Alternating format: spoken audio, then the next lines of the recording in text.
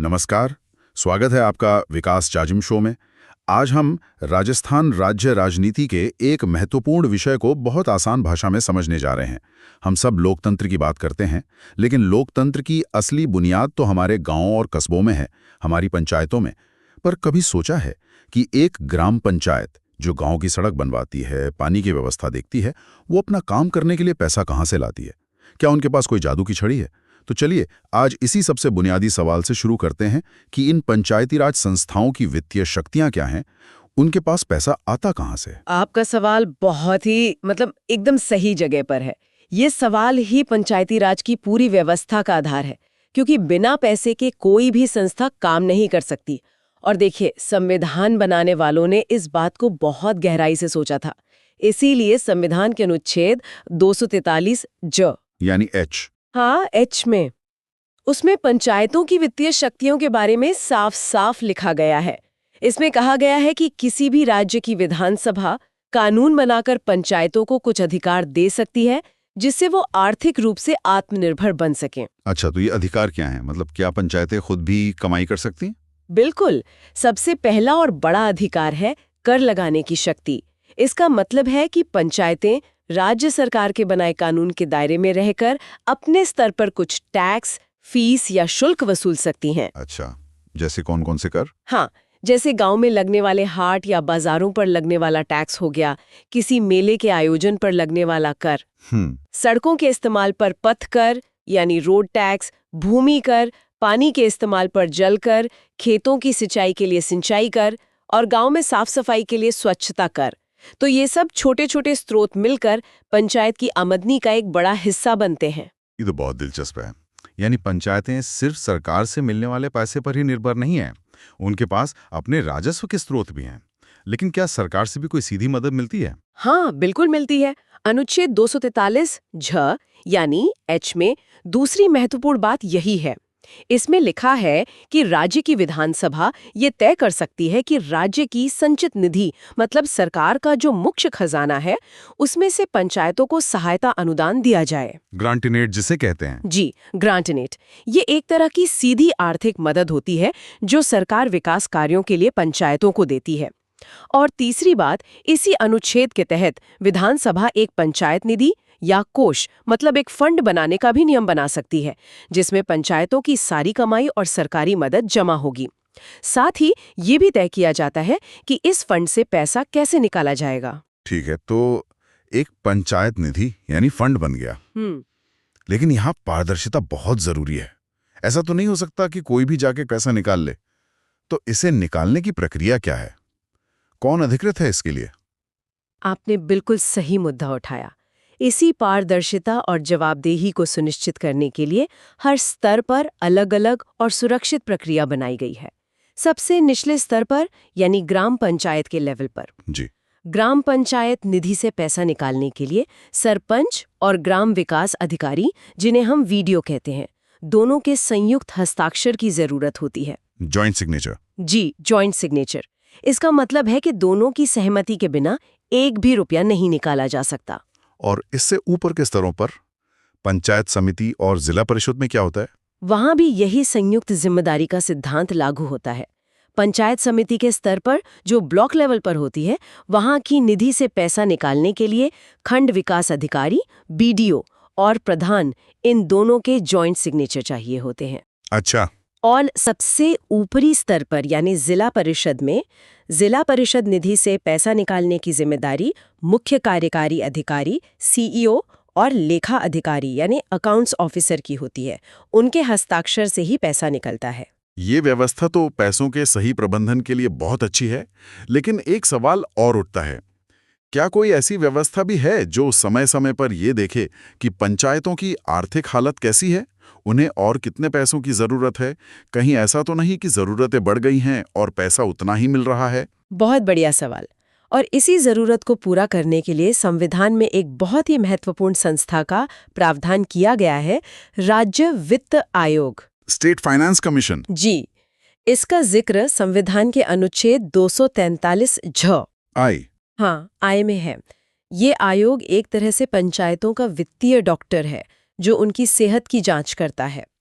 संविधान में साफ लिखा है कि राज्य के राज्यपाल 73वें संविधान संशोधन यानी 1992 के लागू होने के 1 साल के अंदर और उसके बाद हर 5 साल के खत्म होने पर एक वित्त आयोग का गठन करेंगे। तो ये एक स्थायी संस्था है जो हर 5 साल में बनती है। इसकी संरचना कैसे होती है और ये काम कैसे करती है? हाँ, ये एक संवैधानिक निकाय है, यानी इसका जिक्र सीधे संविधान के भाग 9 में है, जो इसे बहुत ताकतवर बनाता है। इसकी संरचना की बात करें तो इसमें एक अध्यक्ष और 4 अन्य सदस्य होते हैं। इन सभी की नियुक्ति राज्यपाल करते हैं और इनका कार्यकाल 5 साल का होता है। आयोग अपना काम पूरा करके एक वार्षिक रिपोर्ट राज्यपाल को सौंपता है और फिर राज्यपाल उस रिपोर्ट को विधानसभा के सामने रखवाते हैं ताकि उस पर चर्चा हो सके। और इस आयोग का मुख्य काम क्या है? मतलब ये सिफारिशें किस बारे में करता है? आयोग गहराई से अध्ययन करता है कि पंचायतों के पास कितना पैसा है, उनके खर्चे कितने हैं और उन्हें अपने काम ठीक से करने के लिए और कितने पैसों की जरूरत है। इसी समीक्षा के आधार पर यह आयोग सिफारिश करता है कि राज्य सरकार को अपने खजाने से पंचायतों को कितनी आर्थिक सहायता देनी चाहिए। इसके अलावा राज्य सरकार जो टैक्स वसूलती है उसमें से कितना हिस्सा पंचायतों को मिलना चाहिए, इसका बंटवारा कैसे हो, इस पर भी सलाह देता है। और अगर राज्यपाल कोई और वित्तीय मामला उन्हें सौंपे तो उस पर भी ये आयोग काम करता है। अगर हम राजस्थान की बात करें तो यहाँ वित्त आयोग की क्या स्थिति रही है? राजस्थान में इस संवैधानिक प्रावधान को बहुत गंभीरता से लिया गया।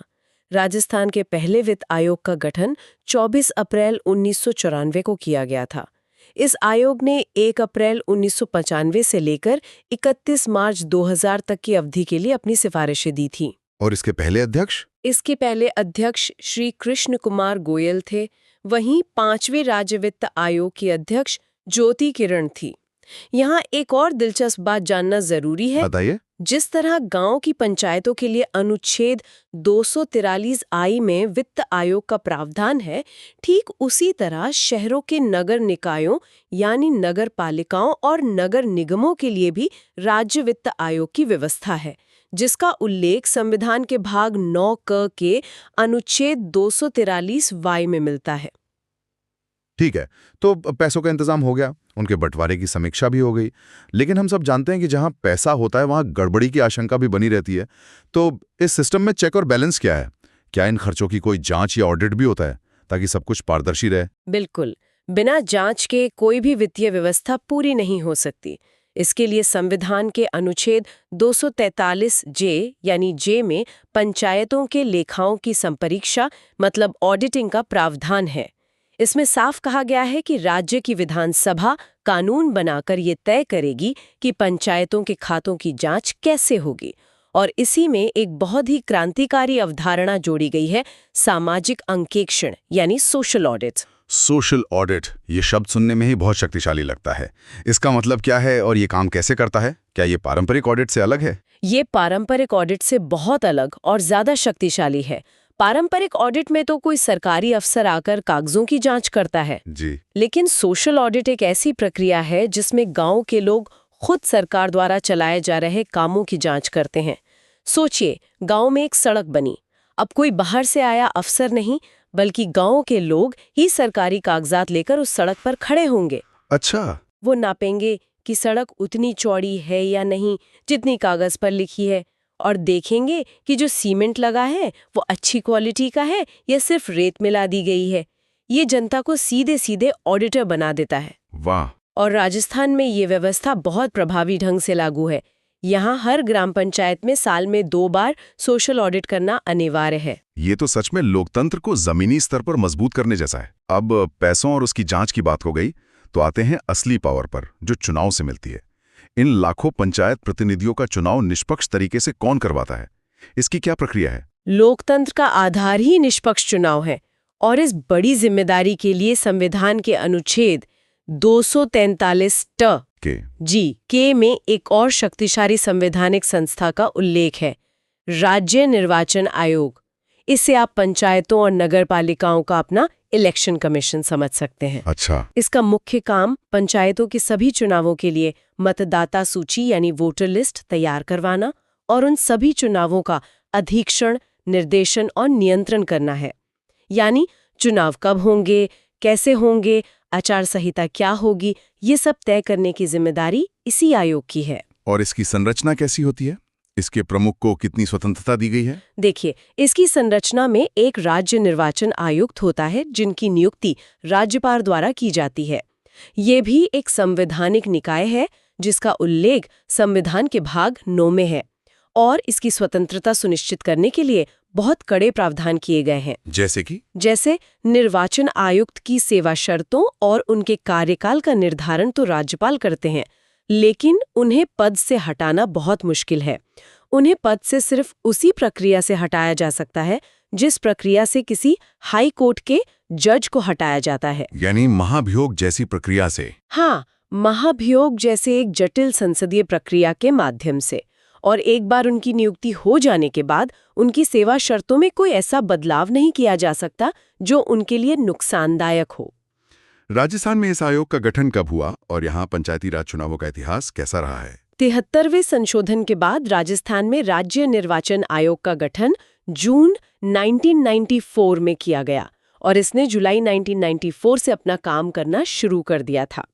अगर हम चुनावों के इतिहास को देखें तो राजस्थान में पंचायती राज के पहले चुनाव साल 1960 में हुए थे। अच्छा, काफी पहले? जी, 1959 से लेकर 1994 तक कुल 5 बार चुनाव हुए, जो उस समय पंचायती राज विभाग खुद करवाता था।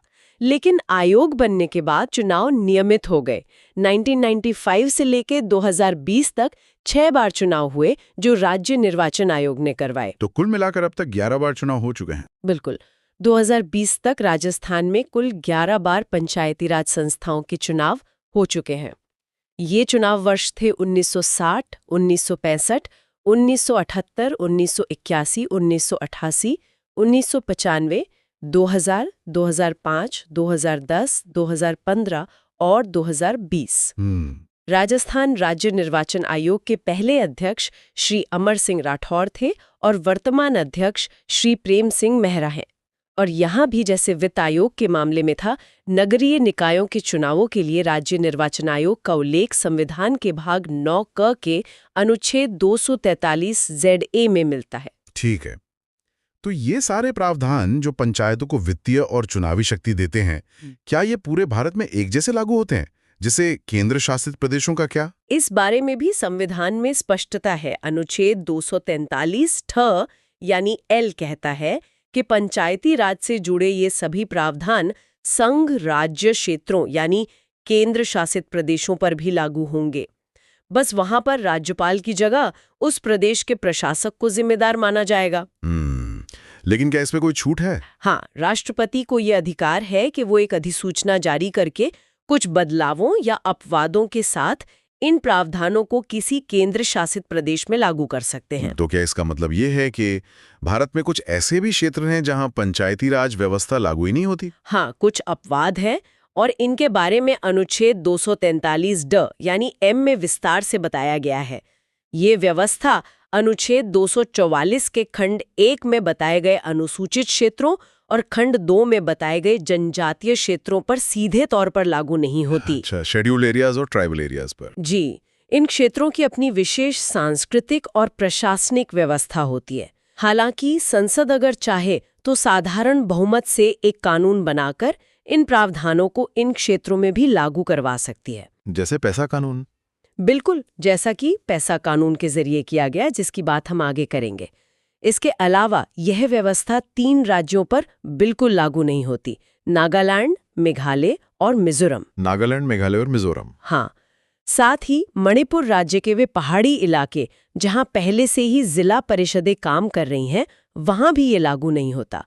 और पश्चिमी बंगाल के दार्जिलिंग जिले के पहाड़ी क्षेत्रों पर भी ये लागू नहीं होता, क्योंकि वहां दार्जिलिंग गोरखा हिल काउंसिल काम करती है। ये एक व्यवहारिक सवाल है कि जब 73वां संशोधन लागू हुआ तो उस समय जो पंचायतें और कानून पहले से चल रहे थे उनका क्या हुआ? क्या वो सब अचानक खत्म हो गए? नहीं, ऐसा नहीं हुआ। इसका समाधान अनुच्छेद 243 ढ यानी N में दिया गया है।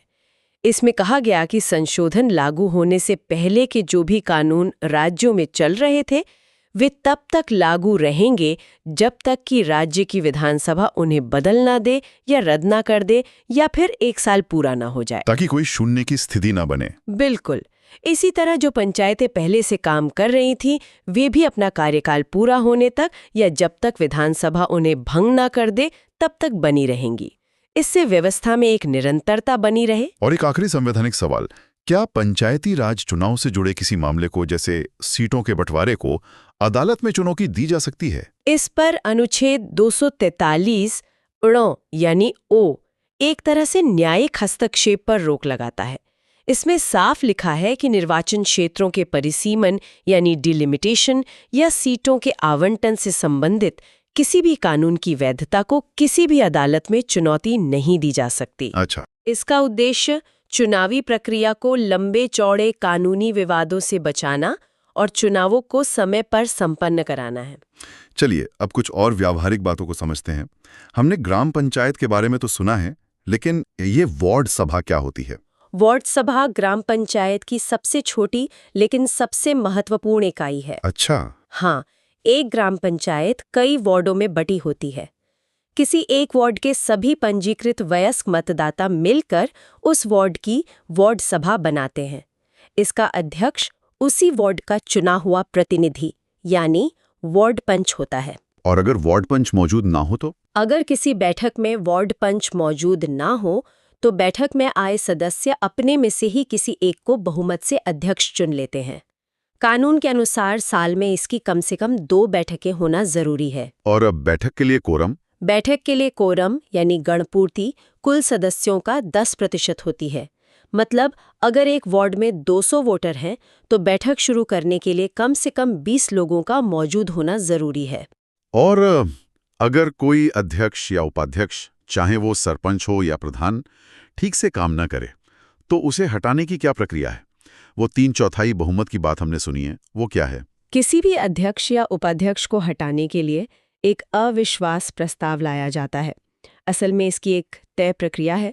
सबसे पहले प्रस्ताव लाने के लिए उस सदन के कुल निर्वाचित सदस्यों में से कम 1/3 सदस्यों के हस्ताक्षर जरूरी हैं। 1/3 मेंबर्स? जी। इसके बाद उस प्रस्ताव पर वोटिंग होती है।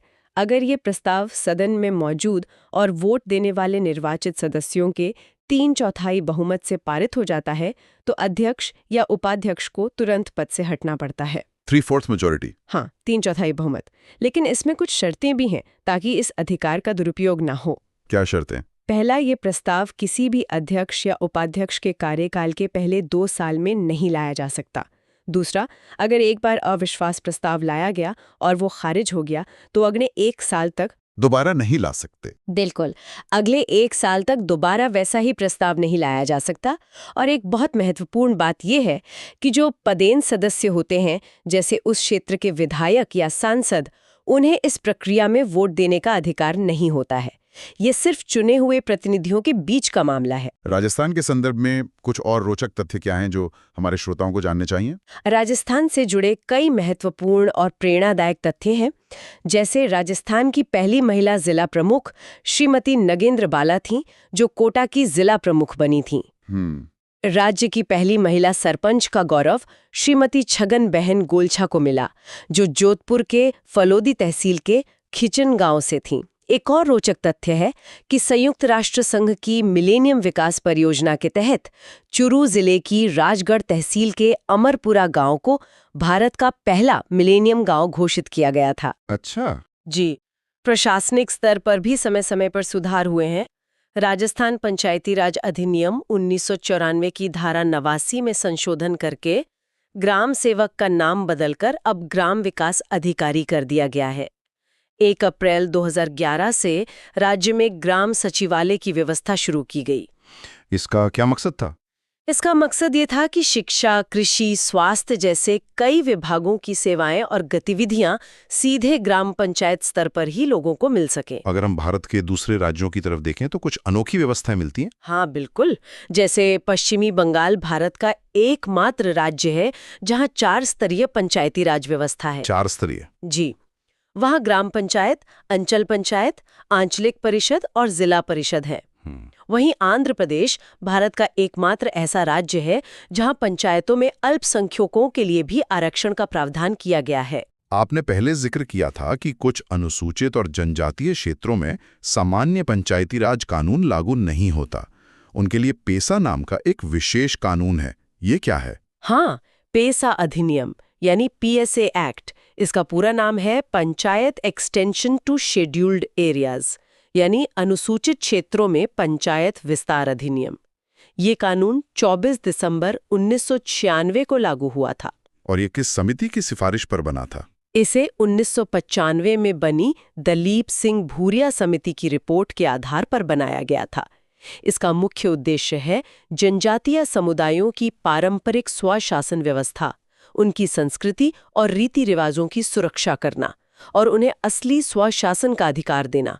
इस कानून में सारी शक्तियों का केंद्र ग्राम सभा को बनाया गया है। ये कानून कहाँ-कहाँ लागू है और इसकी मुख्य विशेषताएं क्या हैं जो इसे सामान्य पंचायती राज से अलग बनाती हैं? हाँ, देखिए ये कानून छत्तीसगढ़, झारखंड, मध्य प्रदेश, महाराष्ट्र, ओडिशा, राजस्थान और कुछ मध्य भारत के राज्यों में लागू है। इस कानून की मुख्य विशेषताएं हैं जनजातीय समुदायों के अपने कानून, परंपरागत संस्करणों और संस्कृति को स्वीकार करना और उन्हें स्वायत्त शासन का अधिकार देना। ये कानून संविधान की 5वीं अनुसूची के तहत आने वाले 10 राज्यों में लागू है। ये राज्य हैं हिमाचल प्रदेश, राजस्थान, गुजरात, मध्य प्रदेश, महाराष्ट्र, आंध्र प्रदेश, तेलंगाना, छत्तीसगढ़, ओडिशा और झारखंड। और इसकी विशेषताएं? इसकी कई विशेषताएं हैं जो इसे बहुत खास बनाती हैं। पहला, इसमें जनजातीय समाजों की ग्राम सभाओं को अत्यधिक शक्तिशाली बनाया गया है। सामाजिक और आर्थिक विकास के किसी भी कार्यक्रम को लागू करने से पहले ग्राम सभा की स्वीकृति अनिवार्य है। यानी ग्राम सभा की मर्जी के बिना कुछ नहीं हो सकता? बिल्कुल। दूसरा, आरक्षण के मामले में यह सुनिश्चित किया गया है कि अनुसूचित जनजातियों का आरक्षण कुल सीटों के 50% से कम नहीं होगा। साथ ही सभी स्तरों पर अध्यक्ष के पद भी अनुसूचित जनजाति के लिए ही आरक्षित होंगे। अच्छा। तीसरा और सबसे महत्वपूर्ण, इन क्षेत्रों में जमीन के नीचे जो गौण खनिज यानी माइना मिनरल्स हैं, उनके लाइसेंस या खनन के पट्टे देने के लिए ग्राम सभा की सिफारिश अनिवार्य है। सरकार ग्राम सभा की सहमति के बिना वहां खनन नहीं करा सकती। इसके अलावा ग्राम सभा को मादक पदार्थों की बिक्री पर रोक लगाने, छोटे वन उत्पादों का स्वामित्व रखने और आदिवासियों की जमीन के गैर कानूनी हस्तांतरण को रोकने जैसी कई विशेष शक्तियां दी गई हैं। राजस्थान में पेसा कानून कब और किन क्षेत्रों में लागू हुआ? राजस्थान में पेसा एक्ट 30 सितंबर 1999 को लागू हुआ। यह राज्य के दक्षिणी जनजातीय बहुल क्षेत्रों में लागू है। इनमें बांसवाड़ा, डूंगरपुर और प्रतापगढ़, ये तीनों जिले तो पूरे के पूरे शामिल हैं। और इनके अलावा? इनके अलावा उदयपुर, सिरोही, राजसमंद, चित्तौड़गढ़ और पाली जिलों की कुछ जनजातीय बहुल तहसीलों में भी ये कानून लागू है। इन क्षेत्रों में एक और खास बात यह है कि यहाँ साल में 4 ग्राम सभाएं होना अनिवार्य है, यानी हर 3 महीने में एक बैठक जरूर होगी। पंचायती राज की इस पूरी व्यवस्था को जमीनी स्तर पर मजबूत करने के लिए कौन-कौन सी मुख्य संस्थाएं काम कर रही हैं? इस व्यवस्था को प्रभावी बनाने के लिए प्रशिक्षण और अनुसंधान बहुत जरूरी है। इसके लिए कई संस्थाएं काम कर रही हैं। सबसे प्रमुख है जयपुर में स्थित इंदिरा गांधी पंचायती राज एवं ग्रामीण विकास संस्थान, जो 1984 में स्थापित हुआ था। ये चुने हुए जनप्रतिनिधियों और अधिकारियों को ट्रेनिंग देता है। और ट्रेनिंग सेंटर्स भी हैं? हाँ, इसके अलावा राजस्थान में 6 पंचायत प्रशिक्षण केंद्र भी हैं, जो मंडोर, जोधपुर, डूंगरपुर, अजमेर, बीकानेर, भरतपुर और कोटा में स्थित हैं। प्रशासनिक अधिकारियों के प्रशिक्षण के लिए जयपुर में हरिश्चंद्र माथुर राजस्थान राज्य लोक प्रशासन संस्थान है, जिसे हम HCMRIPA के नाम से जानते हैं। सूचना के लिए कोई प्रकाशन? जी, सूचना के प्रसार के लिए पंचायती राज विभाग 1983 से राजस्थान विकास नाम की एक द्वैमासिक पत्रिका का भी प्रकाशन करता है। इतने सारे कानूनों, संस्थाओं और प्रावधानों के बावजूद आज भी पंचायती राज व्यवस्था के सामने मुख्य चुनौतियां क्या हैं? इतने प्रयासों के बाद भी कुछ बड़ी समस्याएं बनी हुई हैं। पहली, कार्यों का स्पष्ट विभाजन न होना। कई बार राज्य सरकार और पंचायतों के बीच कामों को लेकर भ्रम और टकराव की स्थिति रहती है। दूसरी, और सबसे बड़ी समस्या? वित्तीय संसाधनों की कमी। पंचायतें आज भी अनुदान के लिए राज्य सरकार पर बहुत ज्यादा निर्भर है, जिससे उनकी स्वायत्तता प्रभावित होती है। तीसरी बड़ी समस्या है अशिक्षा। इसके कारण कई बार महिला प्रतिनिधियों के काम में उनके पुरुष रिश्तेदार, पति या बेटे हस्तक्षेप करते हैं, जिसे सरपंच पति की कुप्रथा कहा जाता है। बिल्कुल। और चौथी समस्या है गांव में दलगत राजनीति का बढ़ता प्रभाव, जिससे विकास के मुद्दे पीछे छूट जाते हैं और गुटबाजी हावी हो जाती है। अंत में क्या आप संक्षेप में बता सकते हैं कि 73वें संविधान संशोधन के कौन से प्रावधान अनिवार्य थे जो हर राज्य को लागू करने ही थे, और कौन से स्वैच्छिक थे जो राज्यों की इच्छा पर छोड़े गए थे? जरूर। संशोधन में कुछ प्रावधान अनिवार्य थे, इन्हें हर राज्य को मानना ही था। कौन कौन से? इनमें शामिल है हर गांव में ग्राम सभा का गठन करना, गांव, ब्लॉक और जिला स्तर पर 3 स्तरीय पंचायतें बनाना, चुनाव लड़ने के लिए न्यूनतम आयु 21 वर्ष रखना, अनुसूचित जाति और जनजाति के लिए उनकी जनसंख्या के अनुपात में आरक्षण देना। महिलाओं के लिए आरक्षण भी अनिवार्य था? हाँ, महिलाओं के लिए कम से कम 1/3 आरक्षण देना, सभी सीटों के लिए प्रत्यक्ष चुनाव कराना, राज्य निर्वाचन आयोग और राज्य वित्त आयोग की स्थापना करना और पंचायतों का कार्यकाल 5 साल का निश्चित करना। ये नियम हर राज्य को मान्य ही थे। और स्वैच्छिक प्रावधान कौन से थे? वहीं कुछ प्रावधान स्वैच्छिक थे, जिन्हें लागू करना या ना करना राज्यों की अपनी इच्छा पर छोड़ा गया था। जैसे पंचायतों को टैक्स या फीस लगाने जैसे वित्तीय अधिकार देना, अन्य पिछड़ा वर्ग यानी ओबीसी के लिए आरक्षण का प्रावधान करना और उस क्षेत्र के सांसदों और विधायकों को पंचायतों में प्रतिनिधित्व या सदस्यता देना।